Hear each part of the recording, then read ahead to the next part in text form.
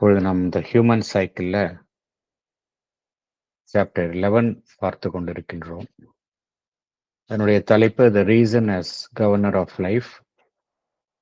Last செஷன்ல paragraph 7, 6, 7, 8 பார்த்தோம். இந்த செஷன்ல மேற்கொண்டு தொடரலாம். லாஸ்ட் செஷன்ல என்ன பார்த்தோம் என்பதை சற்று நினைவு கூறலாம்.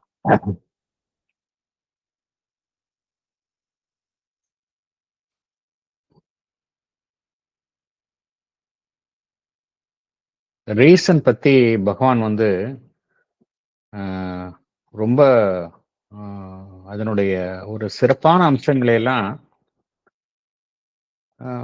இந்த சாப்டர்னுடைய ஒரு முதல் 5 பேராகிராஃப்ல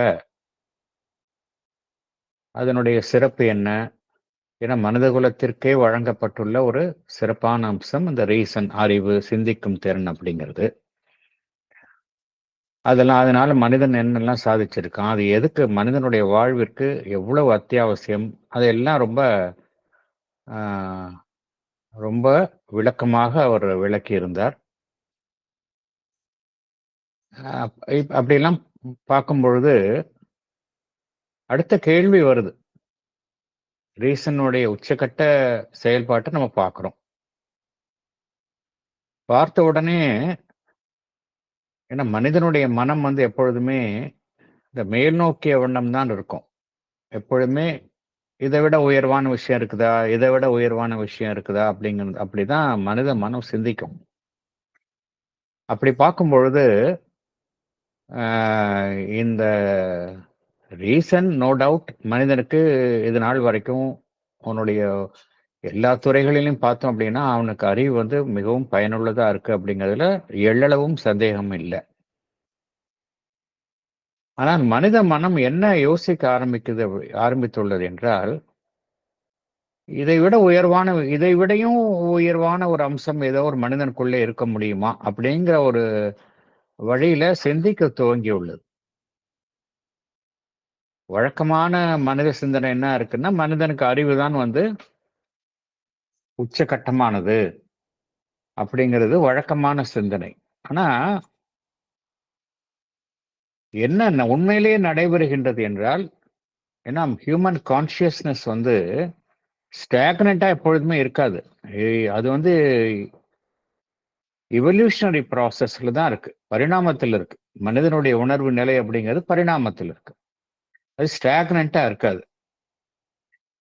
அது ரீசன் வந்து என்னதான் உச்சகட்டம் அப்படி என்ற நிலையை எட்டினாலும் மனிதனுடைய உணர்வு நிலை என்ன யோசிக்குது அப்படின்னா, இதை விட ஏதாவது உயர்ந்த அம்சம் மனிதனுக்குள்ள இருக்குதா,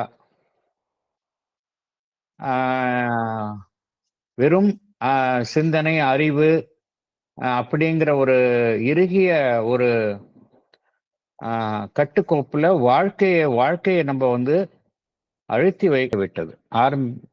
அப்படியெல்லாம் மனிதனுடைய உணர்வு நிலை, மனிதனுடைய மனம் இந்த திசையில் சிந்திக்க ஆரம்பித்து விட்டது. என்ன காரணம் அப்படின்னா, அந்த ரீசன் பார்த்தோம் அப்படின்னா ரொம்ப அனாலிட்டிக்கலா இருக்கு. அப்புறம் ரீசன் படி பார்த்தோம் அப்படின்னா அதுக்கு காரியம் பார்த்தாலும் சில சமயம் வந்து அது வந்து எல்லாருக்கும் ஒரே யார்ட் ஸ்டிக்கா அதை ஃபாலோ பண்ணும். ஒவ்வொருத்தருக்கும் ஒவ்வொரு மாதிரி இருக்கும் அப்படிங்கறத அது கணக்குல ஏத்துக்காது. வாழ்வு அப்படிங்கிறது பார்த்தோம் அப்படின்னா, வாழ்வு அப்படிங்கிறது it is a life force, nature. அது வந்து பார்த்தோம் அப்படின்னா அது வந்து எல்லையற்றதுலேருந்து வந்ததுதான் இந்த லைஃப் ஃபோர்ஸ் அப்படிங்கிறது. எல்லையற்ற அம்சமான இந்த வாழ்வை, எல்லையற்ற ஒரு இயக்கமான வாழ்வை அறிவு, சிந்தனை அப்படிங்கிற ஒரு எல்லைக்குள்ள நம்ம உட்படுத்துவது சரியா? எல்லாத்தையுமே நம்ம மேத்தமேட்டிக்கலா அனலைஸ் பண்ணி இதுக்குள்ளதான் இருக்கணும், லாஜிக்கலா இதுக்குள்ளதான் இருக்கணும் அப்படின்லாம் திங்க் பண்ண முடியுமா, சாத்தியமா அப்படின்லாம் அந்த மனித மனம் சிந்திக்க ஆரம்பித்து விட்டது. இதைவிட ஒரு ஆழமான அம்சம், ஆழமான அறிவு மனிதனுக்கு மனிதனிடம் புதைந்துள்ளதா? மனிதனுடைய உள்ளுணர்வு, இன்ட்யூஷன், அது மனிதனுடைய வாழ்வினுடைய மறைவான பகுதியில் இருக்கின்றதா இல்லையா என்கின்ற திசையில் மனித மனம் சிந்திக்க ஆரம்பித்து விட்டது. என்ன காரணம் அப்படின்னா, இந்த அறிவை தாண்டிய ஒரு சக்தி அப்படிங்கிறது மனிதனுக்கு உள்ளேயே இருக்கு. அது வெளியில இல்ல. இன்டிமேட்டா இருக்கு. மனிதனுடைய ஆழங்கள்ல இருக்கு. மனிதனுடைய எல்லா இருப்பிற்கும் ஆதாரமாகவும் அதுதான் இருக்கு. அதனால அது ஒன்றுதான் பிரிவினைக்குட்படாத உண்மைகளை மனிதனுக்கு வழங்க முடியும். இப்ப நமக்கு அறிவின் மூலமாக கிட்டுவது எல்லாமே பிரிவினைக்குட்பட்ட மனதினால் அடையப்பட்ட உண்மைகள். இண்டிவிசிபிள் ட்ரூத்ஸ் தான் கிடைக்குது. நமக்கு வேண்டியது இண்டிவிசிபிள் ட்ரூத்ஸ் வேணும் அப்படின்னா, நமக்கு அறிவையும் தாண்டி நமக்கு உள்ளே இருக்கக்கூடிய ஒரு ஆழமான விஷயங்கள், அம்சங்கள், அதனுடன் தொடர்பு கொள்ளும் பொழுதுதான் நமக்கு இந்த இண்டிவிசிபிள் ட்ரூத்ஸ் ஆஃப் லைஃப் கிடைக்கும். அதுதான் எதை நமக்கு உணர்த்தும்? நம்மளுடைய வாழ்வை எது நடத்துகின்றது? அந்த இறை சங்கல்பம் தான் நடத்துகின்றது. இறை சங்கல்பத்தினுடைய மறைந்துள்ள இந்த இறை சங்கல்பம் அதனுடைய செயல்பாட்டை நமக்கு அறிந்து கொள்ள வேண்டும். இல்ல அதன்படி செயல்படணும் அப்படின்னா நமக்குள்ளே ஆழமாக செல்ல வேண்டும்.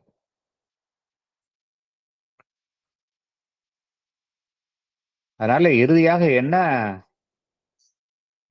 உணர்வு நிலையில் அடுத்த கட்டத்தை எட்டியுள்ள மனித மனம் எந்த உண்மையை தற்பொழுது உணர்ந்து உள்ளது என்றால், ஒரு மனிதனுக்கு உள்ளே இருக்கக்கூடிய ஆளுமை பொருந்திய அம்சம், மனிதனுடைய ஒட்டுமொத்த ஜீவனையும் ஆளக்கூடிய ஒரே அம்சம், அது மனிதனுடைய ஆன்மனாகத்தான் இருக்க வேண்டும் அப்படிங்கிற ஒரு உண்மையை மனித மனம் புரிந்து கொண்டது. இப்பொழுது அறிவு என்பது நோ டவுட் அது சாவரினா இருக்கு அப்படிங்கலாம் பார்த்தோம். பகவானுடைய எழுத்துக்களை நம்ம அவசரப்பட்டு முடிவுக்கு வந்துடக்கூடாது. பகவானுடைய எழுத்து ஒவ்வொரு விஷயத்தையும் அதனுடைய ஹில்ட்டுக்கு கொண்டு போவார். ரீசன் என்ன சொன்னார்? முதல்ல சாவரின் அப்படின்னாரு. கிங் மாதிரி மனிதனை, அதுதான் மனிதனுடைய வாழ்வை வழி நடத்துது அப்படின்லாம் சொன்னார். ஆனா அதோட அந்த நிலையோட மனிதனுடைய உணர்வு நிலை உட்பட்டது. அந்த நிலையுடன் அது நின்றுவிட விரும்புவது இல்லை. மனிதனே விரும்பினா கூட அவனுடைய உணர்வு நிலை இதை ஏற்றுக்கொள்ளாது. அது என்ன ஒரு உண்மையை கண்டறிந்து உள்ளது என்றால், எது ஒரு மனிதனுக்குள்ள இருக்கக்கூடிய அந்த சாவரின் காட்ஹெட் என்ன அர்த்தம்? ஒரு ஒரு ஒரு அரசாட்சி செய்யும் ஒரு அமைப்பு மனிதனுக்குள்ள எது இருக்கு அப்படின்னா அவனுடைய ஆன்மை. இந்த உண்மையை மனிதனுடைய மனம் உணர்ந்து கொண்டது அப்படிங்கிறார். அறிவை அப்படின்னா அறிவை புறக்கணிக்கலாமா அப்படின்னா கிடையாது. அறிவை எப்படி ஒரு மன்னர், ஒரு அரசன் அவருடைய மந்திரிகளை வைத்துக்கொண்டு பரிபாலனம் செய்வாரோ, அதே போல ஒரு மனிதனுக்கு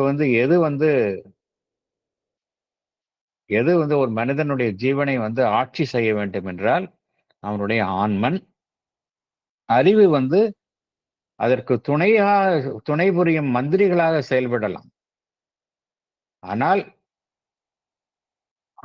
ஆன்மாவை அறிவு கட்டுப்படுத்த முடியாது. ஆன்மனினுடைய அந்த திறமையையும் சக்தியையும்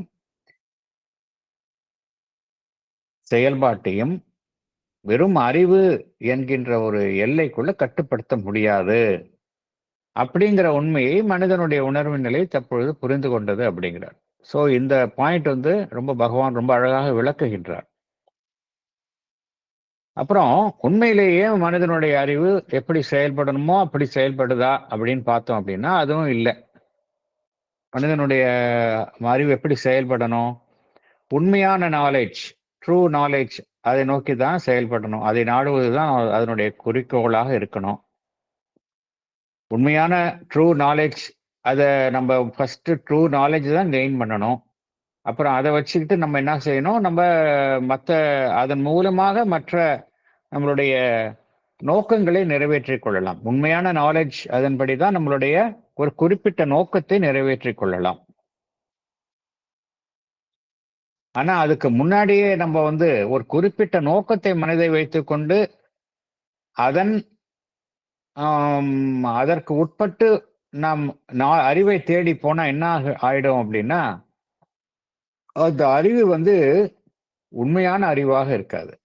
ஒரு உருத்திரிந்த உண்மையைத்தான் நாம் அறிந்து கொள்வோம் அப்படிங்கிறார்.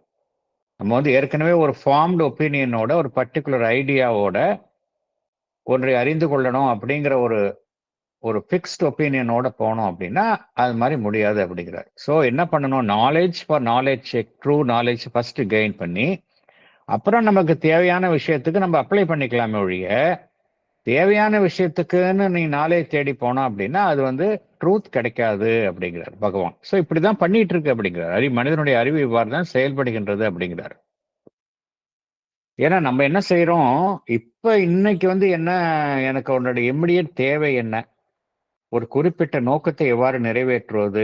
பிராக்டிகல் என்னுடைய பிராக்டிகல் நீட்ஸ் என்ன? கம்பல்ஷன்ஸ் என்ன? அதற்கு உட்பட்டு தான் நம்மளுடைய நாலேட்ஜ நம்ம தேடுறோம். ஆனா, நம்ம வந்து முழுமையான ஒரு தீர்வை நம்ம இது பண்றது இல்ல. இதுதான் வந்து மதர் அண்ட் ஸ்ரீ அரோபிந்தோ என்ன சொல்றாங்க அப்படின்னா, நம்ப என்ன காரணத்தினால மனிதனால வந்து மனிதன் உடலில் வரக்கூடிய நோயை வெல்ல முடியவில்லை அப்படின்னா, அவன் அறிவின் துணை கொண்டு நெறைய மெடிசின்ஸ், சயின்டிஃபிக் இதுல கண்டுபிடிக்கிறாங்க. கண்டுபிடிச்சு ஒரு டெம்பரரி சொல்யூஷன்ஸ் தான் அவங்களுக்கு அவங்களால வழங்க முடியுது. Meanwhile some other forms of illness develops and illness அப்படிங்கிற ஒரு ஆஸ்பெக்ட் வந்து கண்டினியூ ஆயிட்டே தான் இருக்குது. நோ டவுட் ஒரு இல்னஸ் இல்லாம இருக்கலாம். நம்ம இன்னும் ஒரு இல்னஸ் எராடிகேட் பண்ணிருக்கலாம். பட் இன்னொரு இல்னஸ் உருவாகியது. அதற்கு பதிலா இல்னஸ் அப்படிங்கிற ஒரு ஆஸ்பெக்டுக்கு ஒட்டுமொத்த நாலேஜ், டோட்டல் நாலேஜ் நம்ம கெயின் பண்ணிட்டோம் அப்படின்னா, நம்மால வந்து இந்த எதுவுமே இல்னஸே இல்லாம கொண்டு வர முடியும் மனித உடலுக்கு. ஆனால் சயின்டிஃபிக்கா அப்படி பண்றது இல்ல. இன்னைக்கு வந்து கோவிட் வந்து ரொம்ப முக்கிய இதா இருக்கு அப்படின்னா, நான் I am focusing only on Covid. நாளைக்கு இன்னொரு எபிடமிக் வந்தது அப்படின்னா, அதுக்கு நான் ஃபோக்கஸ் பண்றேன். இதுதான் பகவான் சொல்றார். நீங்க பர்ட்டிகுலர் ஐடியா ஒரு நீங்க முடிவுல வச்சுட்டு நீங்க நாலேஜ் கெயின் பண்ணீங்கன்னா, அது வந்து நமக்கு ரியல் நாலேஜா இருக்காது அப்படிங்கிறார். ஸோ இப்படிலாம் செயல்படுது அப்படிங்கிறார். மனிதனுடைய அறிவு இப்படிலாம் செயல்படுது அப்படிங்கிறார். ஏன்னா அப்படி செயல்படுறதுனால தான் நம்மளுடைய அறிவு எப்படி செயல்படுறது அப்படின்னா, விலங்குகள் எப்படி செயல்படுகின்றன? விலங்குகள் வந்து இன்ஸ்டிங்டிவா செயல்படுது. அதுக்கு பசிச்சது அப்படின்னா தன்னுடைய இரையை வந்து அது அழித்து உண்கின்றது. அவ்வளவுதான் அதனுடைய ஒரு பர்ட்டிகுலர் யூட்டிலிட்டி. அதுக்கு தான் அப்படிதான் செயல்படுது. அதே மாதிரிதான் நம்ம வந்து கொஞ்சம் மாறிய வகையில நம்ம செயல்படுறோம் அப்படிங்கிறார். நம்ம ஒண்ணும் அதோட பெருசா ஒண்ணும் இதா செயல்படுறது இல்ல. அது எப்படி இன்ஸ்டிங்டிவா செயல்பட்டதோ நம்மளும் இன்ஸ்டிங்டிவா தான் நம்ம செயல்படுறோம். அந்த ரீசன் அப்படிங்கிறத வந்து நம்ம வந்து ஒரு உயர்வான நிலையில நம்ம செயல்படுத்துறது இல்ல அப்படிங்கிறார்.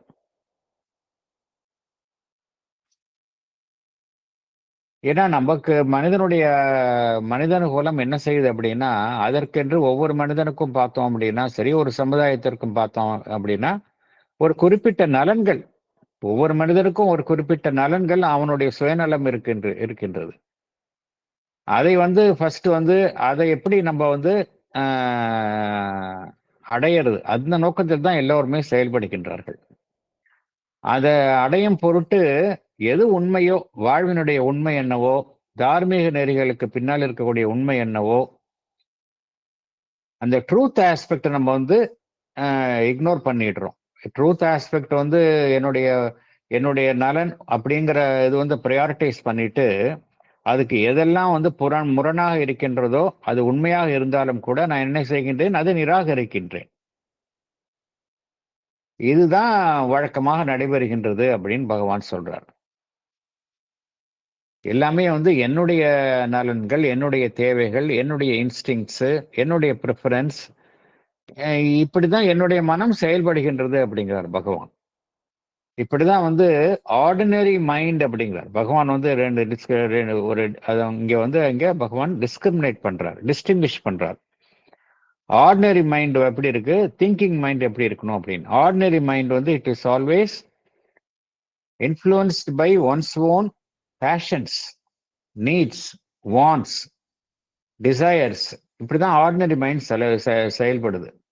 திங்கிங் மைண்ட் அப்படிங்கிறது இதோட சற்று உயர்ந்த உயர்ந்த நிலை. அந்த நிலையில மனிதன் வழக்கமாக செயல்படுவது இல்லை. இந்த ஆர்டினரி மைண்ட் செயல்படுறதுனாலதான் பார்த்தோம் அப்படின்னா நம்ம வாழ்வு வந்து அறிவுக்கு உட்பட்டதாக இல்லை அப்படிங்கிறார். இர்ரேஷனலா இருக்கு அப்படிங்கிறார்.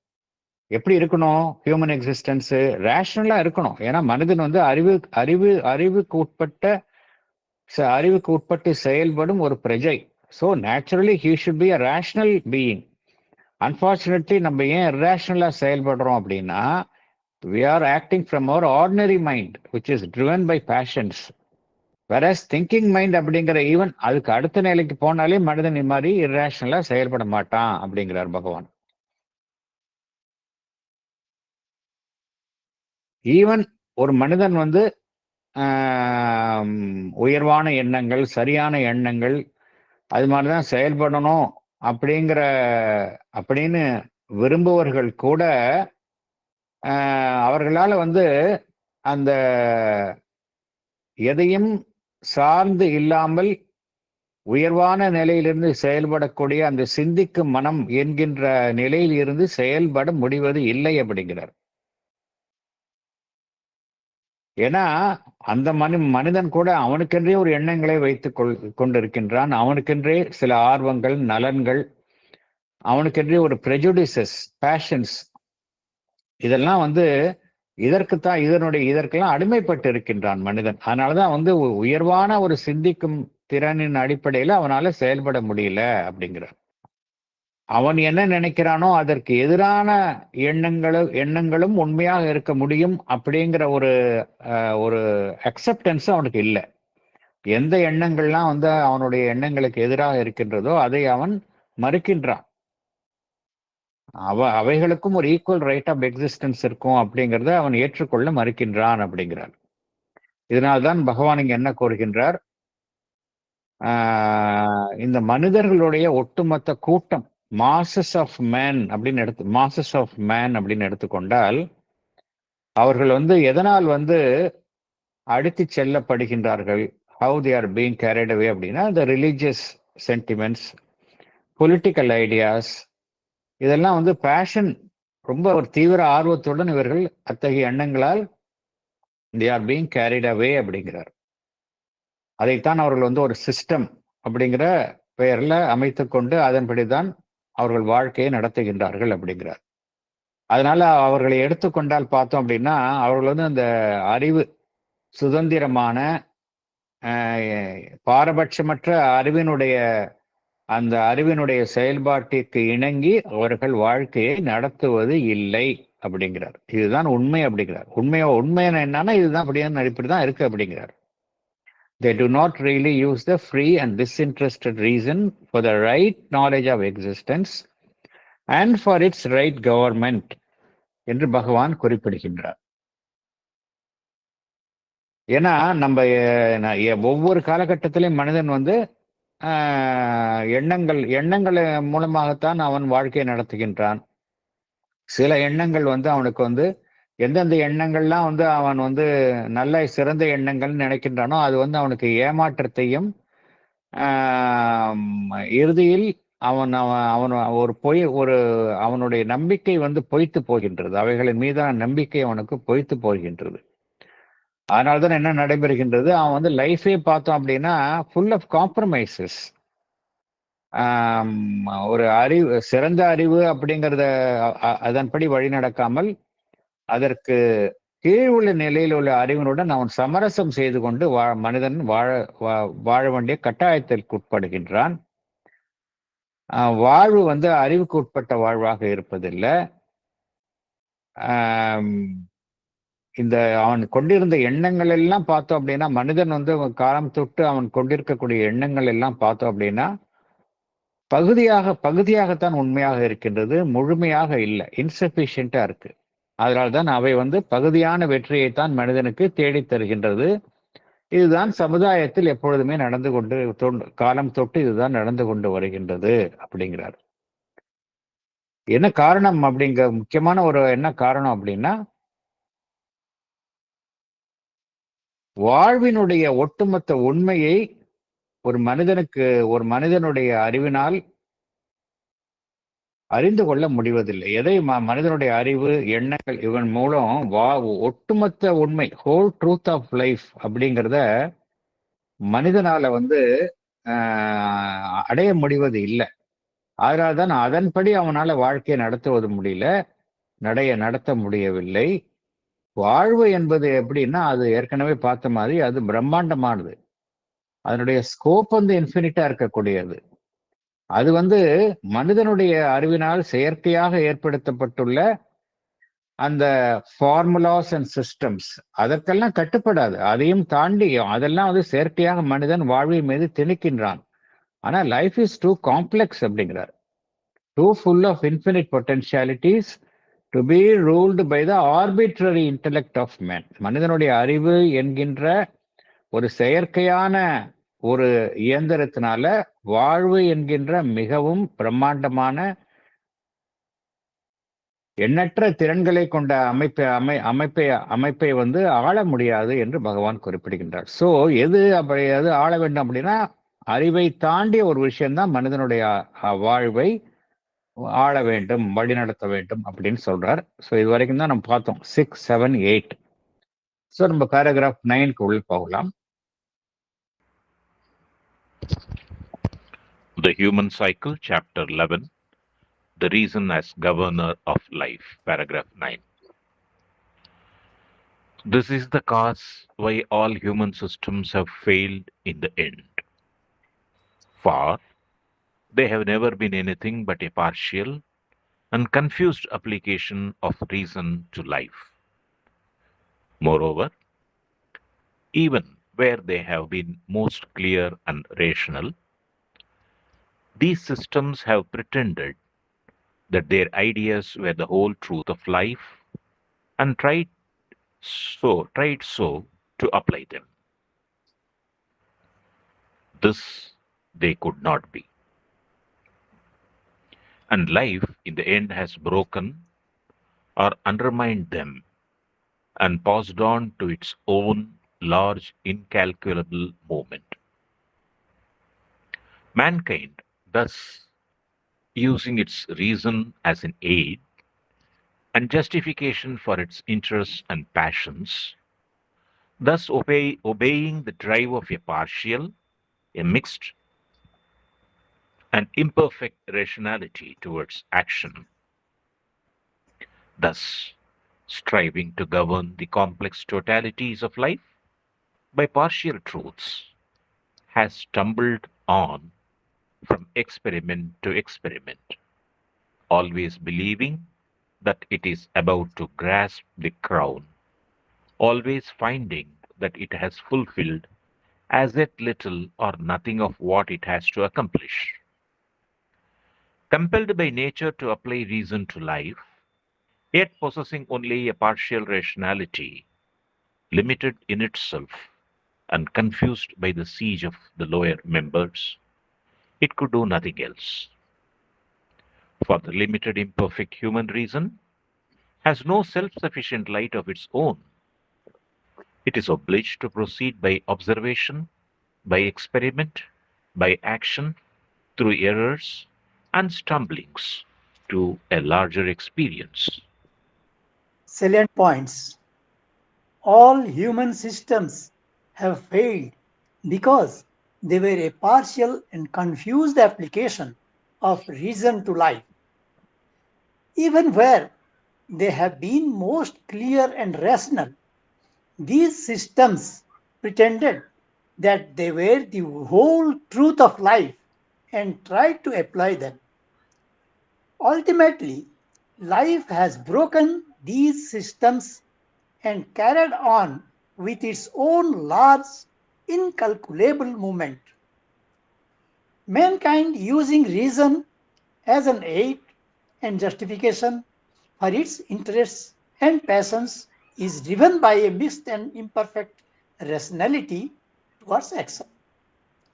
Mankind tries to govern the complex totalities of life by partial truths, tries with various experiments, and finally realizes that it has achieved nothing. The limited, imperfect human reason has no self sufficient light of its own. It is compelled to proceed by experiment through errors and stumblings to a larger extent. மனிதனால் செயற்கையாக ஏற்படுத்தப்பட்டுள்ள அந்த அமைப்புகள், அதாவது நம்ம இந்த systems வந்து evolve பண்ணிட்டே இருக்கிறோம்.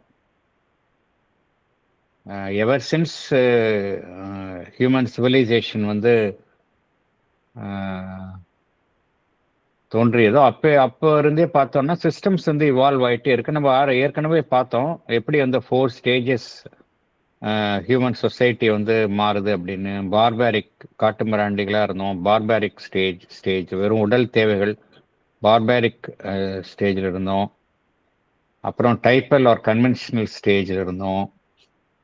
அப்புறம் அதுக்கு அடுத்தது வந்து நம்ம ரீசன், இந்த இன்டெலெக்ட், அதுக்கு இந்த ஸ்டேஜில் இருந்தோம். ஃபைனலாக ஸ்பிரிச்சுவல் ஸ்டேஜ். இது மாதிரி ஒவ்வொரு ஸ்டேஜ்லேயே தான் லைஃப் வந்து போயிட்டுருக்கு அப்படிங்கிறத நம்ம பார்க்குறோம். இது எல்லா சமுதாயங்களுக்கும் பொருந்தும். ஏதாவது ஒரு சிஸ்டம் வந்து ஃபுல் ப்ரூஃப் அப்படின்னு சொல்ல முடியுமா அப்படின்னா கஷ்டம். எவ்வளோ சிஸ்டம்ஸ் வந்து நம்ம அமைச்சிருக்கோம். ஒவ்வொரு சமுதாயத்திலையும் சிஸ்டம்ஸ் வந்து அமைத்திருக்கின்றோம். சிஸ்டம்ஸ் ஆஃப் கவர்மெண்ட்ஸ் அமைச்சிருக்கிறோம். சோசியலிஸ்ட் கவர்மெண்ட்னு சொல்கிறோம், அப்புறம் மிலிட்டரி ரூல் அப்படிங்கிறோம், டெமோக்ரஸி அப்படிங்கிறோம், சோஷியலிஸ்ட் கவர்மெண்ட் அப்படிங்கிறோம். இது மாதிரி there are various forms of systems by which our lives are being ruled.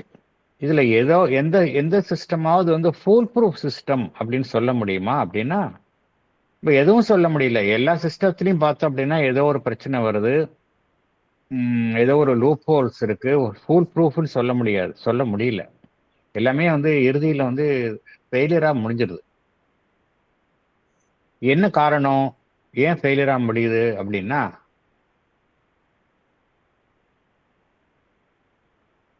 இதெல்லாம் எதன் அடிப்படையில் அமைக்கப்பட்டன அப்படின்னா மனிதனுடைய அறிவு அதன்படி தான் எல்லாமே நம்ம வைக்கிறோம். அறிவு அப்படிங்கிற ஒரு அமைப்பு தான் வந்து இந்த மாதிரி அமைப்புகளை வந்து உருவாக்குகின்றது. ஆனால் அந்த அறிவு வந்து எப்படி இருக்கு அப்படின்னா ஒரு முழுமையான அறிவாக இல்லை, பார்ஷியலாக இருக்கு. அப்புறம் குழப்பமுற்றதாக இருக்கின்றது. A partial and confused application of reason to life. அதுதான் வந்து அதனால தான் நம்மளால வந்து நம்ம மனிதனால செயற்கையாக அமைக்கப்பட்டுள்ள எல்லா அமைப்புகளும் பார்த்தோம் அப்படின்னா இறுதியில வந்து தோற்று விடுகின்றன அப்படிங்கிறார், ஃபெயில்டு அப்படிங்கிறார்.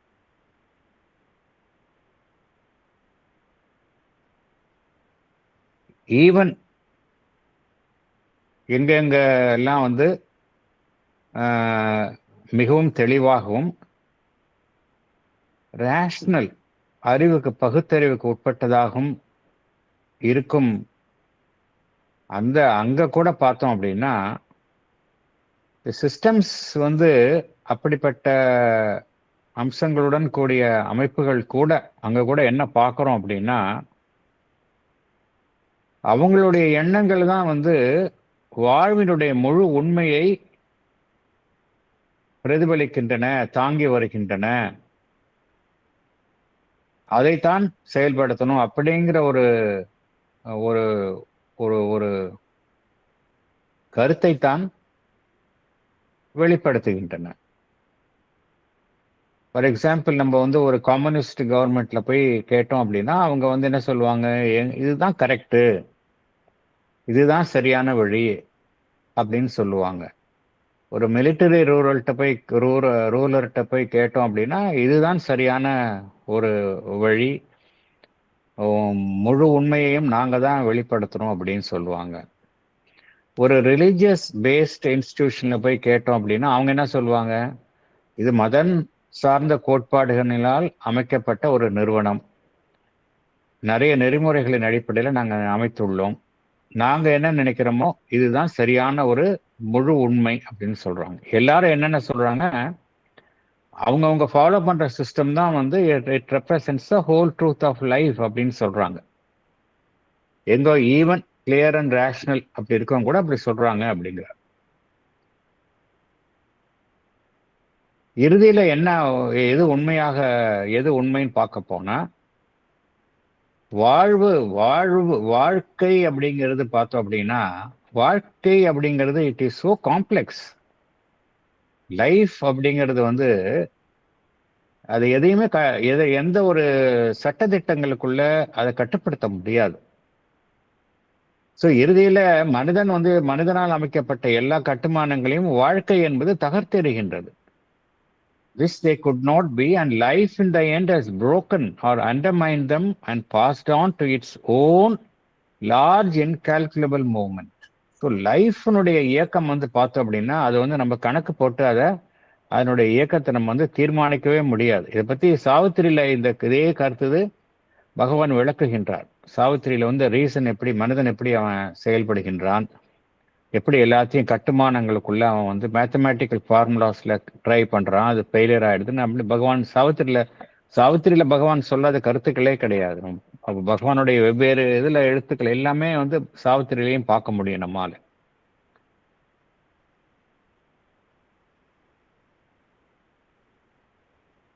என்ன ரீசனை வந்து நம்ம எதுக்கு யூஸ் பண்ணிக்கிறோம் அப்படின்னா, என்னுடைய நலன்கள், என்னுடைய ஆசைகள், என்னுடைய பேஷன்ஸ், அதை நியாயப்படுத்துவதற்காகவும் அதை அடைவதற்காகவும் தான் அந்த ரீசன், என்னுடைய அறிவை நான் பயன்படுத்துகின்றேன்.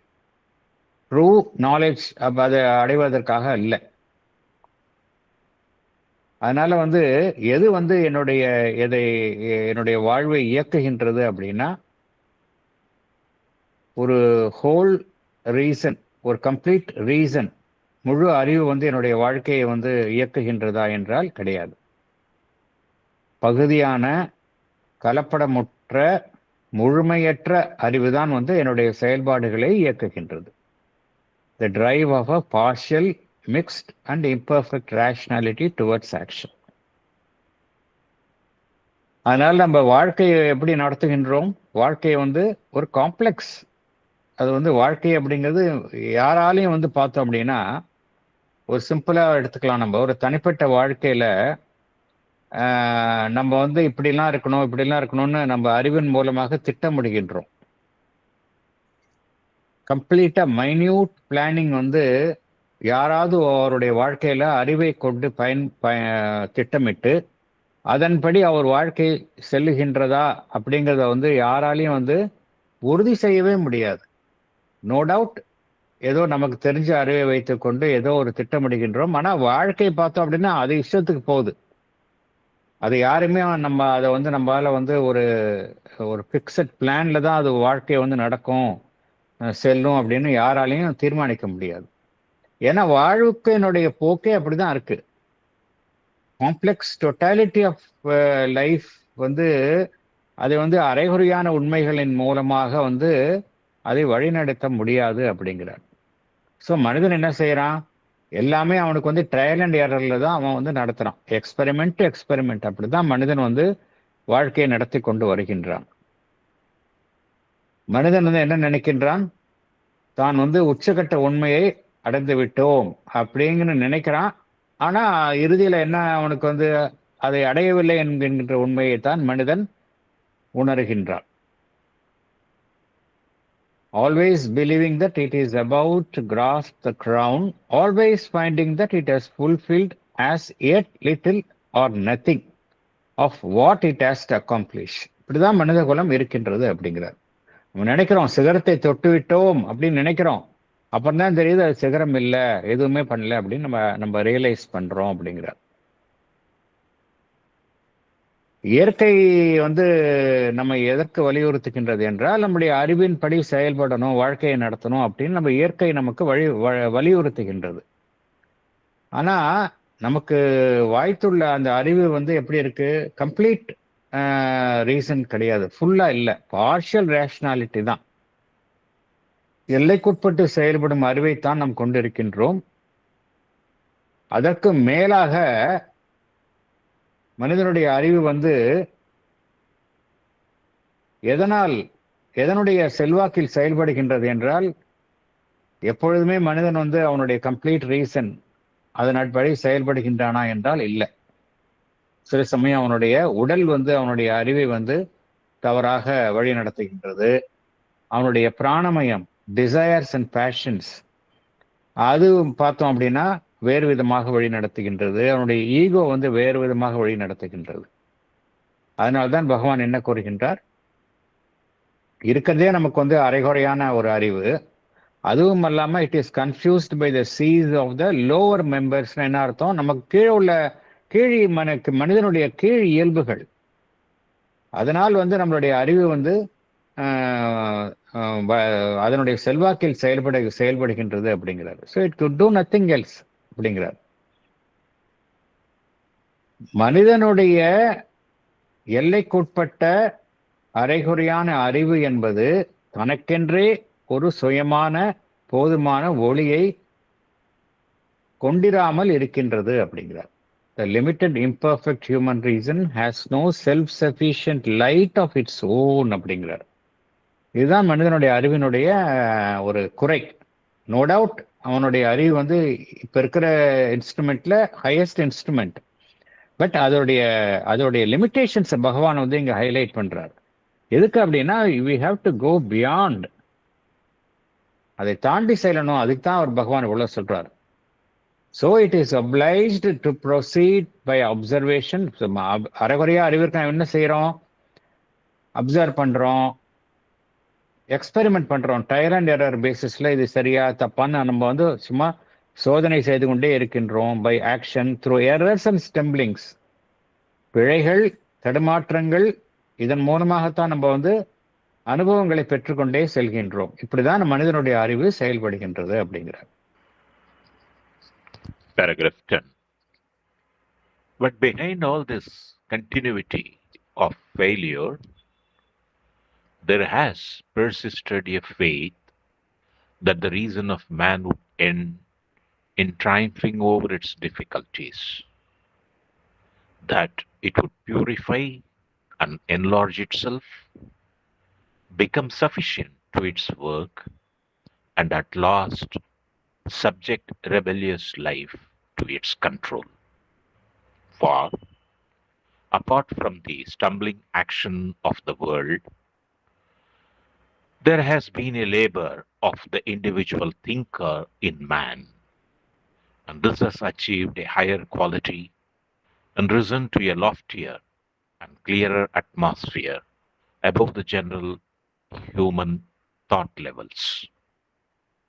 Here, there has been the work of a reason that seeks always after knowledge and strives patiently to find out truth for itself, without bias, without the interference of distorting interests, to study everything, to analyze everything, to know the principle and process of everything.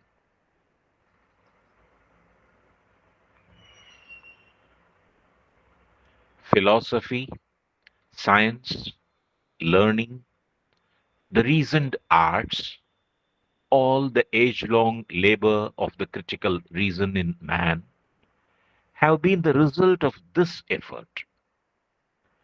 In the modern era, under the impulsion of science, this effort assumed enormous proportions and claimed for a time to examine successfully and lay down finally the true principle and the sufficient rule of process, not only for all the activities of nature, but for all the activities of man. It has done great things, but it has not been, in the end, a success. Salient points. Behind this continuity of failure, there is persistent faith that reason would ultimately triumph over its difficulties and subject the rebellious life to its control. There has been a labor of the individual thinker in man that has risen to a loftier and clearer atmosphere above the general human thought levels. Here, the reason seeks always after knowledge and strives to find out truth for itself without bias, to study everything and to know the principle and process of everything. Philosophy, science, learning, the recent arts have been the result of this effort. In the modern era, under the influence of science, this effort assumed enormous proportions and laid down finally the true principle and the sufficient rule of process for all activities of nature and man, though not successful in the end.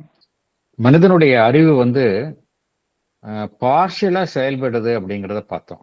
Partial truth அதை base பண்ணி செயல்படுது. அது இல்லாம எல்லாமே வந்து it is ஒரு குறிப்பிட்ட ஒரு நோக்கத்திற்காக அது செயல்படுகின்றது அப்படிங்கிற கருத்தை பார்த்தோம்.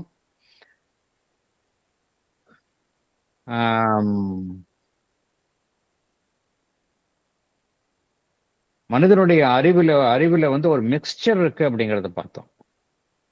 ஒரு கலப்படம் ஒரு தூய்மையான நிலையில செயல்படல, அது முழுமையா அது வந்து இம்பர்ஃபெக்டா இருக்கு, ஒரு மிக்ஸ்சர் இருக்கு அப்படிங்கிறத பார்த்தோம்.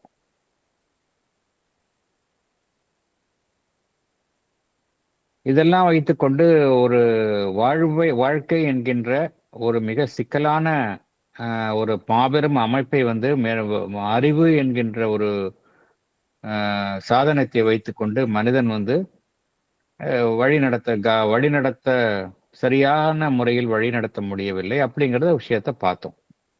இல்லை, இப்படிலாம் இருந்தாலும் தட்டுத்தடுமாறி தான் நாமும் பல்வேறு ட்ரையல் அண்ட் எரர் அது மூலமாகத்தான் நாம் வாழ்வை நடத்துகின்றோம் அப்படிங்கிற விஷயத்த பார்த்தோம். இருந்தாலும் இதுல இப்படிலாம் இருந்தாலும் கூட இதுல ஒரு எக்ஸப்ஷன்ஸ் ஆர் தேர். ஜென்ரலா அப்படி இருக்கு, சில எக்ஸப்ஷன்ஸ் ஆர் ஆல்சோ தேர் அப்படிங்கிறது. என்னென்ன எக்ஸப்ஷன்ஸ் அப்படின்னு பார்த்தோம் அப்படின்னா,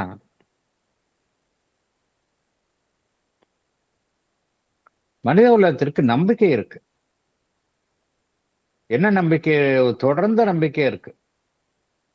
எந்த நம்பிக்கை? என்ன நம்பிக்கை அப்படின்னா, இறுதியில மனிதனுடைய அறிவு வந்துதான் எல்லா விதமான துன்பங்களையும் அது கையாண்டு அதன் மீது வெற்றி கொள்ளும் அப்படிங்கிற ஒரு நம்பிக்கை வந்து மனிதனுக்கு இருந்து கொண்டே இருக்கின்றது. அந்த நம்பிக்கை நமக்கு எல்லாருக்குமே அப்படித்தான். ஜென்ரலா பார்த்தோம் அப்படின்னா என்ன நினைக்கிறாங்க? ஓகே, மனிதனுடைய அறிவு இருக்கின்றது, அந்த அறிவின் மூலமாகத்தான் நம்ம உலகத்தில் எதிர்கொள்ளக்கூடிய பிரச்சனைகள்லாம் நம்ம சமாளிப்போம். மனிதன் எதிர்கொள்ளக்கூடிய பிரச்சனைகள், உடல் ரீதியாக வரக்கூடிய பிரச்சனைகள், பொருளாதார பிரச்சனைகள், அரசியல் ரீதியாக எதிர்கொள்ளக்கூடிய பிரச்சனைகள், இது எல்லாத்தையும் நம்ம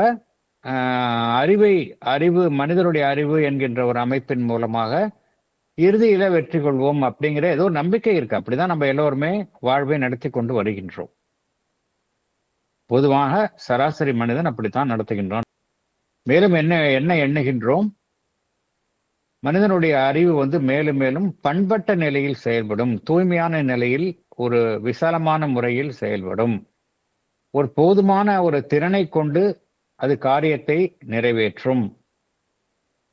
இறுதியாக முரண்டு பிடிக்கும் இந்த வாழ்வை தன்னுடைய கட்டுக்குள் கொண்டு வரும். இப்படிலாம் நம்ம நினைக்கிறோம்.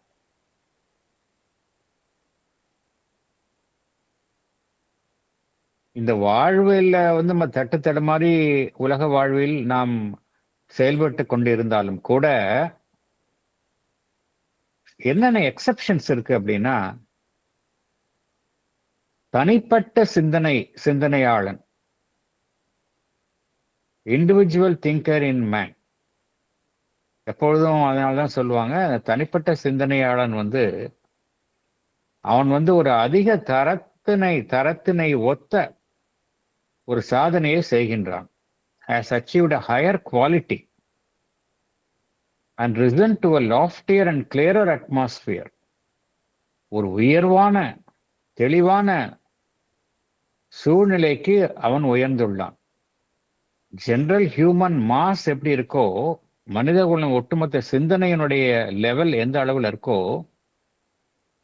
அதை விட சில தனிப்பட்ட சிந்தனையாளர்களினுடைய முயற்சியினால அந்த தனிப்பட்ட ஒவ்வொரு மனிதனுக்குள் இருக்கக்கூடிய அந்த சிந்தனையாளன் என்கின்ற மனிதன் ஒட்டுமொத்த மனிதகுலம் என்பதை விட உயர்வான நிலையில் இருக்கின்றான். சாவித்திரியில கூட நம்ம பார்க்கிறோம், one mens perfection can still save the world அப்படிங்கிறத பார்க்கிறோம். மதர் என்ன சொல்றாங்க அப்படின்னா, individual is always superior to the mass அப்படிங்கிறாங்க. மாஸ் சைக்காலஜி எப்பொழுதும் இன்ஃபீரியரா தான் இருக்கும்.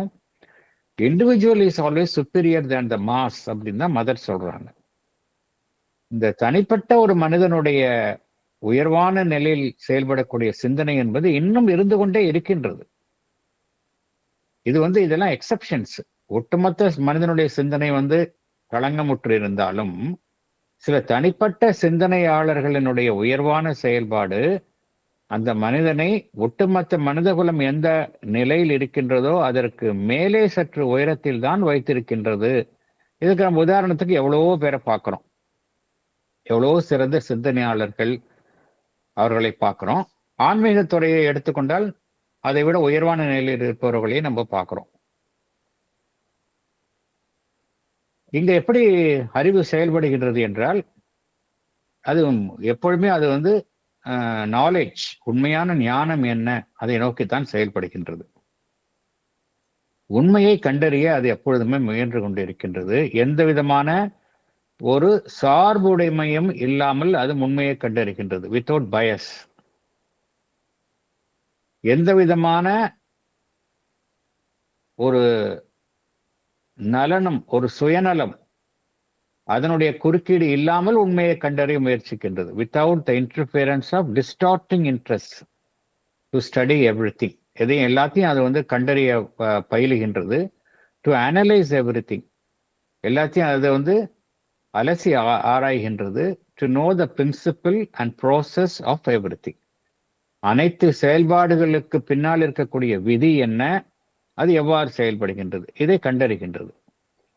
இதெல்லாம் பார்த்தோம் அப்படின்னா, இது எந்த துறைகளில் இந்த அம்சத்தை நாம் காண முடிகின்றது என்றால், philosophy, science, learning, the recent arts, all the age long labour of the critical reason in man அப்படிங்கிறார். தொன்று தொட்டு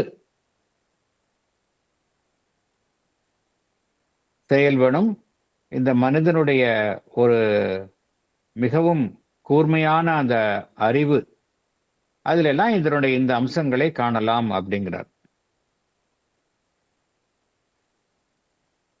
இந்த நவீன காலத்துல பார்த்தோம் அப்படின்னா, விஞ்ஞானம் வந்து எதற்கு நம்மை பிடித்து தள்ளுகின்றது அப்படின்னு பார்த்தோம் அப்படின்னா, சயின்டிபிக்கா பார்த்தோம் அப்படின்னா, நேச்சுரலி சயின்டிபிக் ட்ரூத்ஸ் வந்து எந்த விதமான சுயசார்புடைமையும் இல்லாம தான் இருக்குது. ஒரு சயின்டிபிக் ட்ரூத் அப்படின்னா அதை நீங்க ப்ரூவ் பண்ணாதான் சயின்டிபிக் வேர்ல்டு வந்து ஏற்றுப்பாங்க. அது என்ன, அதுக்கு வந்து நிறைய ப்ராசஸ் இருக்கு. முதல்ல ஹைபாத்தசிஸ் அப்படிம்பாங்க. ஹைபாத்தசிஸ்னா தற்காலிகமான ஒரு முடிவு, அதன்படி செயல்படுறது. அப்புறம் வந்து அதை அப்சர்வ் பண்ணுவாங்க, அப்புறம் அனலைஸ் பண்ணுவாங்க, திருப்பி கன்க்ளூட் பண்ணி அதை வந்து இன்ஃபரன்ஸ்ன்னு கடைசியா முடிப்பாங்க, இதுதான் உண்மை அப்படின்னு. அவங்க எக்ஸ்பெரிமெண்ட்ஸ்லாம் நிறைய பண்ணி அவங்க இறுதியில இதுதான் உண்மைன்னு ப்ரூவ் பண்ணுவாங்க. எதை அவங்க உண்மைன்னு ப்ரூவ் பண்றாங்களோ அவங்க வந்து திருப்பி ப்ரூவ் பண்ணணும். அதை யார் கேட்டாலும் உண்மைன்னு ப்ரூவ் பண்ணணும், எல்லா இடத்துலையும் அது உண்மைன்னு ப்ரூவ் பண்ணணும். அப்பதான் வந்து அந்த விஞ்ஞான உலகம் அதை உண்மை, சயின்டிபிக் ட்ரூத் அப்படின்னு ஏற்றுக்கும். அதுவே ஏற்றுக்கொள்ளாது. இது இங்கதான் ஒர்க் ஆகும், இந்த பிரின்சிபல் இன்னொரு நாட்டுல ஒர்க் ஆகுது அப்படின்னா அதை ஏத்துக்க மாட்டாங்க. சயின்ஸ் வந்து அப்படிதான் செயல்படுகின்றது. அது என்ன, இறுதியாக அதை வந்து எது உண்மையான விதியோ, எது வந்து செயல்பாடுகளினுடைய ஒரு போதுமான ஒரு விதியாக கருதப்படுகின்றதோ, எல்லா செயல்பாடுகளும் இயற்கையினுடைய எல்லா செயல்பாடுகளுக்கும் மட்டுமல்லாமல் மனிதனுடைய எல்லா செயல்பாடுகளுக்கும் இதை வந்து அது வந்து ஒரு விதியாக விஞ்ஞானம், தற்கால விஞ்ஞானம் வந்து இதை வந்து வலியுறுத்துகின்றது. இது வந்து ஒரு பாசிட்டிவ் சைடு. மாடர்ன் ஏரால சயின்ஸ் வந்து இம்பார்ஷியல் ட்ரூத், கம்ப்ளீட் ட்ரூத், அதை நோக்கி அடைய வேணும் அப்படிங்கிற ஒரு அடிப்படையில் தான் செயல்படுகின்றது.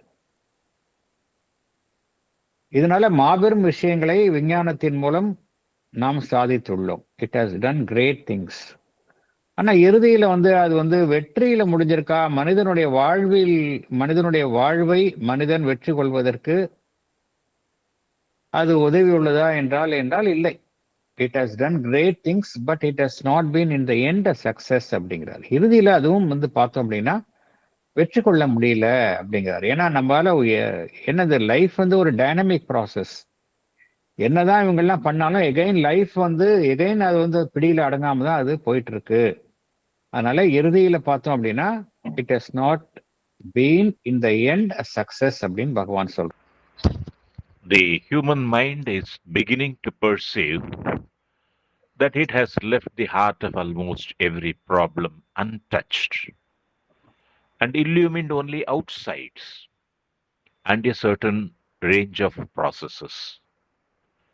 There has been a great and ordered classification and mechanization, a great discovery and practical result of increasing knowledge, but only on the physical surface of things.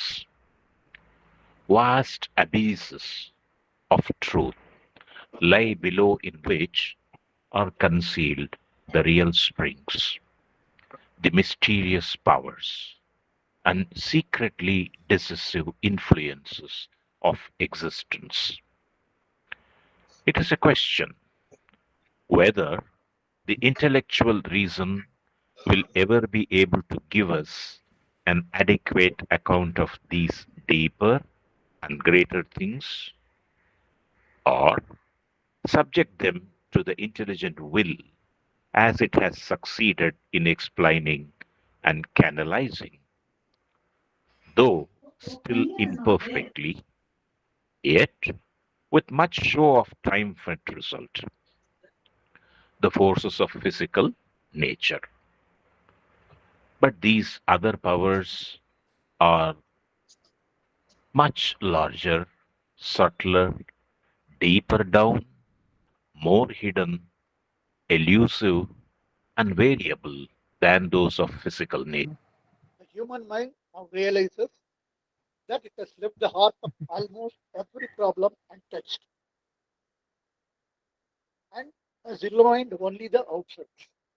The great and ordered classification, mechanization, and the practical result of increasing knowledge were limited only to the physical surface of things. The mysterious powers and secretly decisive influences of existence are concealed in the vast abysses of truth lying below. It is doubtful whether the intellectual reason will ever be able to give us an adequate account of these deeper and greater things as it has succeeded in explaining, though imperfectly, the forces of physical nature. But these other powers are much larger, subtler, deeper down, elusive than those of physical nature. Thank you, sir. Thank you. சரி, இப்ப கடைசியா என்ன பார்த்தோம் அப்படின்னா,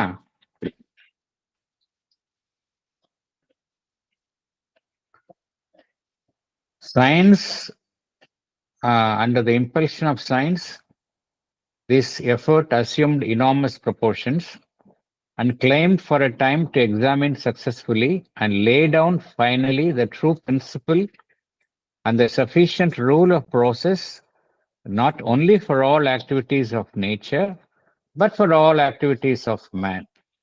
It has done great things, but it has not been in the end a success அப்படின்னு சொன்னார். விஞ்ஞானம் வந்து எல்லாத்துக்கும் பின்னால் உள்ள இருக்கக்கூடிய அந்த உண்மையான விதி, அதனுடைய செயல்பாடுகளினுடைய அந்த விதி, அதனுடைய போதுமான விதி, அதை வந்து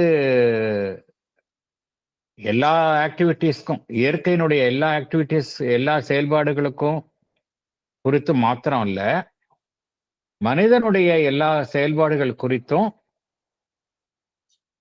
இந்த முயற்சி வந்து நடந்து கொண்டிருக்கின்றது, பெரிதளவு முன்னேறியும் உள்ளது அப்படிங்கிறத பார்த்தோம். ஆனா இறுதியில வந்து வெற்றி அடைய முடியவில்லை அப்படிங்கிறதையும் பார்க்கணும். இதெல்லாம் சொல்லிட்டு ஒரு ரைடரோட பகவான் முடிக்கிறார், அதை குவாலிஃபை பண்றார். It has done great things but it has not been in the end a success அப்படிங்கிறார். ஏன் வெற்றி கொள்ள முடியல? இப்போ சயின்டிபிக் அட்வான்ஸ்மெண்ட் பார்த்தோம் அப்படின்னா லாஸ்ட் 200-300 இயர்ஸ்ல எனார்மஸ் ஸ்பேஸ்ல சயின்டிபிக் அட்வான்ஸ்மெண்ட் நடந்திருக்கு. But in the end we are unable to meet with success. என்ன வை அப்படின்னு பார்த்தோம் அப்படின்னா அங்கதான் நம்ம பார்க்கணும். பகவானுடைய அந்த பாருங்க, அந்த கருத்துக்களை அமைத்துக் கொள்ள போறதுல அது கட்டுமானத்தை பாருங்க, அந்த ஆர்கிடெக்சர் ஆஃப் ஐடியாஸ் பாருங்க, எப்படி வந்து அதை ஸ்டெப் பை ஸ்டெப் பில்ட் பண்ணிட்டே போறார் பாருங்க. ரீசனுடைய ஒரு பகுதியான செயல்பாடு, அப்புறம் தனிப்பட்ட அளவில் செயல்படக்கூடிய ரீசன், அதனுடைய ஒரு சிறப்பான செயல்பாடு, அப்புறம் விஞ்ஞானத்தினுடைய அழுத்தம், விஞ்ஞானத்தினுடைய ஒரு சிறப்பான ஒரு நோக்கம், இதெல்லாம் சொல்லிட்டு இருந்தாலும் நம்மால வந்து அந்த வெற்றி, இறுதியில வெற்றி அப்படிங்கிற ஒரு இலக்கை நம்மால எட்ட முடியவில்லை. ஏன்னா லைஃப் இஸ் டூ காம்ப்ளெக்ஸ். லைஃபினுடைய செயல்பாடுகள் வந்து டூ காம்ப்ளெக்ஸ். என்ன காரணம் நம்ம சிந்திச்சு பார்க்கணும்ல, என்ன காரணத்தினால நம்மளால முடியல அப்படின்னு பார்த்தோம் அப்படின்னா, எகைன் மனித மனம் இந்த திசையில சிந்திக்க ஆரம்பித்து விட்டது அப்படிங்கிறாரு. நம்ம என்ன செய்யறோம், இது வரைக்கும் எந்தெந்த பிரச்சனையெல்லாம் நம்ம கையாளுகின்றோமோ அந்த பிரச்சனையினுடைய ரூட், அதனுடைய மையம், அதை தொடறதில்லை. அந்த பிரச்சனையினுடைய கோரை வந்து நம்ம தொடறதே கிடையாது. வெறும் வெளிப்புறத்தை மாத்திரம் நம்ம வந்து சும்மா வெளிச்சம் போட்டு காட்டுறோம், அவ்வளவுதான். செயல்பாடுகள்ல ஒரு எல்லைக்குள்ளதான் நம்ம வந்து உள்ள போறோம். எல்லா விதமான வாழ்க்கையினுடைய செயல்பாடுகள், மனித வாழ்வினுடைய செயல்பாடுகள், இதனுடைய செயல்பாடுகள்ல ஒரு எல்லைக்குள்ள, ஒரு குறிப்பிட்ட எல்லைக்குள்ளதான் நம்மளால போக முடியுது. The deep core, heart of the மேட்டர்ன்னு சொல்றாங்களே, அதுக்குள்ள நம்ம போகல அப்படிங்கிறார். ஈவன் சயின்டிபிக் அட்வான்ஸ்மெண்ட்ஸ் எல்லாமே கூட உள்ளுக்குள்ள போக முடியல. இதுக்கு வந்து ரியல் எக்ஸாம்பிள் பார்க்கணும் அப்படின்னா, மதர் அண்ட் ஸ்ரீ அரபிந்தோ ரிப்பீட்டடா சொல்லக்கூடிய கருத்து என்ன அப்படின்னா, நம்ம வந்து என்ன காரணத்தினால நம்ம வந்து மனித உடலை பாதிக்கக்கூடிய வியாதிகள், இல்னஸை வந்து நம்மால வந்து வெற்றி கொள்ள முடியல அப்படின்னா, we have not gone into the core of the problem. root cause of illness வந்து நம்ம வந்து கண்டுபிடிச்சு அதை களையாம நீங்க சிம்டமேட்டிக்கா ட்ரீட் பண்ணீங்க அப்படின்னா we will never be able to overcome the illnesses அப்படிங்கிறாங்க. டு சர்டன் எக்ஸ்டென்ட் பார்த்தோம் அப்படின்னா சில ஆல்டர்னேட்டிவ் சிஸ்டம்ஸ் ஆஃப் மெடிசின்ஸ்ல இந்த முறையை கையாளுறாங்க, ஹோமியோபதி இதெல்லாம் கையாளுறாங்க. அதை வந்து mother and Shri Aurobindo have greatly acknowledged their contribution. But அல்டிமேட்டா மதர் அண்ட் ஸ்ரீ அரபிந்தோ என்ன சொல்றாங்க அப்படின்னா, இந்த மேட்டர்ல வந்து என்ன எங்க டிஸ்இக்லிபிரியம் வருது, உடல் அப்படிங்கிறது ஒரு மேட்டர் தான். அதுல டிஸ்இக்லிபிரியம் வரும்பொழுது அங்க வியாதி அப்படிங்கிறது வரும். நம்ம அதை வந்து அந்த டிஸ்இக்லிபிரியம் வராம நம்ம வந்து அதை வந்து அதோடைய level of consciousness, cellular consciousness நம்ம வந்து ஹையஸ்ட் லெவலுக்கு நம்ம டிரான்ஸ்ஃபார்ம் பண்ணாம நம்மளால வந்து இதுக்கு வந்து பெர்மனன்ட் கியூர் கண்டுபிடிக்க முடியாதுன்னு சொல்றாங்க. அதனாலதான் நம்ம இதனால வரைக்கும் என்ன பண்ணிட்டு இருக்கிறோம் அப்படின்னா, நம்ம வந்து we have left the heart of the problem untouched அப்படிங்கிறார். வெறும் வெளிப்புறத்தை மாத்திரம் தான் நம்ம தொடரும், ஃப்ரிஞ்சை தான் தொடருமே ஒழிய உள்ள இருக்கக்கூடிய விஷயத்த நம்ம உள்ள போகல அப்படிங்கிறார். எல்லாத்தையும் நம்ம வந்து அழகா வந்து நம்ம வகைப்படுத்துகின்றோம், முறைப்படுத்துகின்றோம், ஒரு மெக்கானிக்கலா பண்றோம். There had been a great and ordered classification and mechanization. Mechanization செயல்படுத்துறது, சிறந்த முறையில செயல்படுத்துறது. A great discovery and practical result of increasing knowledge. புதிய புதிய கண்டுபிடிப்புகளை மனிதன் கண்டுபிடிக்கின்றான், அறிவு வந்து பெருகி கொண்டே போகின்றது. பட் இதெல்லாம் வந்து பிசிக்கல் சர்ஃபேஸ் ஆஃப் திங்ஸ், மேட்டர்னுடைய பிசிக்கல் சர்ஃபேஸ் ஆஃப் திங்ஸ் தான் நம்ம போறோம் இல்லையா? மேட்டர் அப்படிங்கிறது உள்ள இருக்கக்கூடிய மேட்டருக்குள்ள இருக்கக்கூடிய ஸ்பிரிட் தான். ஸ்பிரிட்டுக்குள்ள போறது இல்லை, ஒன்லி சூப்பர்ஃபிஷியலா தான் நம்ம பண்ணிட்டு இருக்கிறோம் அப்படிங்கிறார். பிசிக்கல் சர்ஃபேஸ் ஆஃப் திங்ஸ் தான் நம்ம போறோம் அப்படிங்கிறார். ஆனா உண்மை, வாஸ்ட் அபிசஸ் ஆஃப் ட்ரூத், ஆழத்தில் நம்ம வந்து மாபெரும் ஆழத்துல புதைந்துள்ள உண்மைகள் வந்து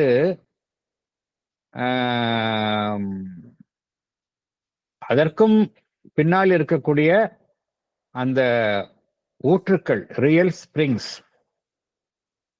புதைந்துள்ள மனிதனுடைய அறிவுக்கு புதிராக இருக்கக்கூடிய எட்டாத சக்திகள், அதே போல secretly decisive influences of existence, மனிதனுடைய வாழ்வை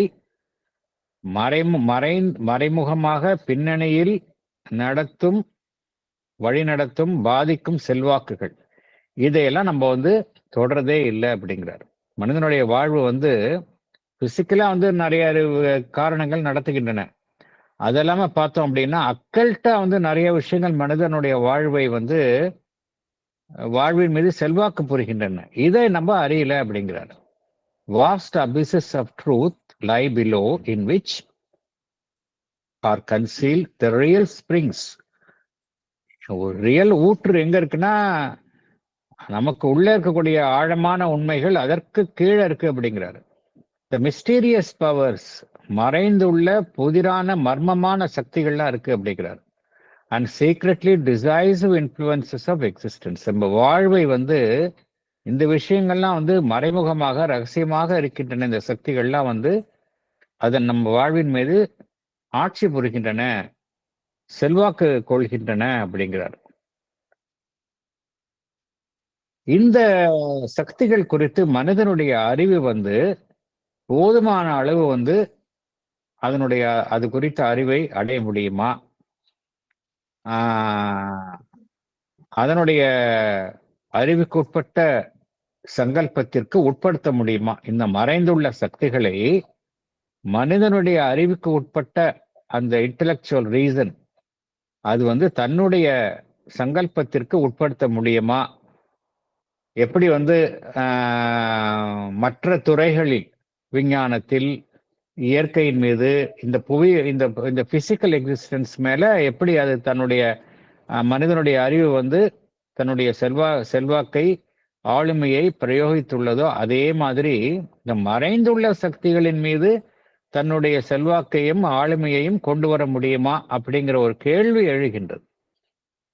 it is doubtful. It is a question whether the intellectual reason will ever be able to give us an adequate account of these deeper and greater things,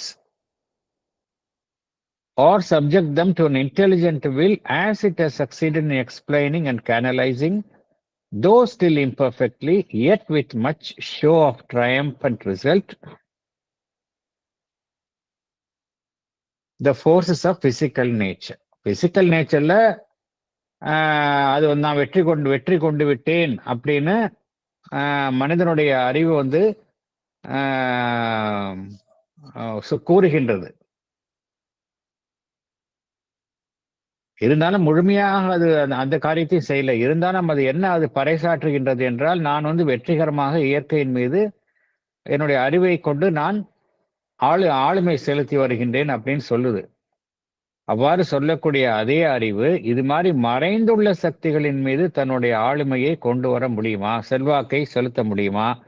தன்னுடைய சங்கல்பத்திற்கு உட்பட்டு இந்த மறைந்துள்ள சக்திகளை செயல்பட வைக்க முடியுமா அப்படிங்கிற கேள்வி வந்து டவுட்ஃபுல், ஐயத்திற்கு உட்பட்டது அப்படிங்கிறார்.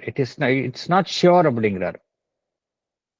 ஏன் அப்படின்னா இந்த சக்திகள்லாம் பார்த்தோம் அப்படின்னா அது வந்து அளவிலும் தரத்திலும்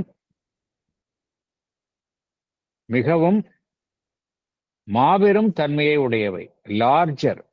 அப்புறம் இதில் இந்த சக்திகள்லாம் வந்து ஸ்தூல வடிவில செயல்படாது. இதெல்லாம் பார்த்தோம் அப்படின்னா சூட்சுமமாக செயல்படக்கூடிய சக்திகள், மச் லார்ஜர், சட்லர்.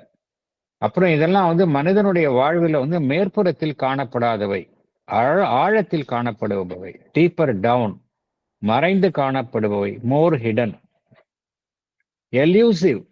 அது நம்ம கைக்கு வந்து பிடிபடாது. ஒரு பிசிக்கலா நம்ம ஒரு ஆப்ஜெக்டை வந்து நம்ம வந்து பிசிக்கலா நம்ம மைக்ரோஸ்கோப்ல கூட வைரஸை கூட நம்மளால எடுத்துட முடியும். ஆனா இந்த சக்திகளை வந்து நம்மளால வந்து வசப்படுத்த முடியாது. எல்யூசிவ் அண்ட் வேரியபிள், தொடர்ந்து மாறிக்கொண்டே இருப்பவை, then those of physical nature.